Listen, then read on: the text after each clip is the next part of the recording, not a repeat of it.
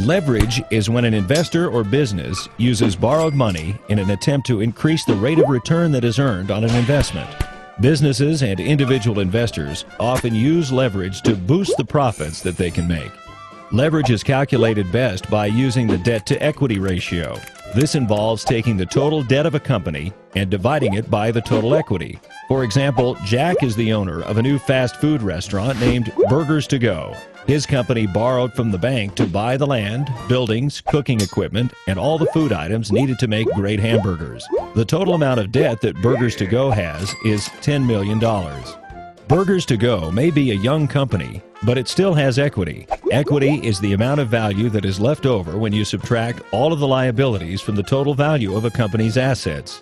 Burgers to Go has assets in the form of cash, investments, and land in the amount of $20 million. The total amount of equity available in the business is $10 million. If Jack wants to know how much leverage his company has, he would simply divide the company's total debts by its total assets, giving him a value of 0.5.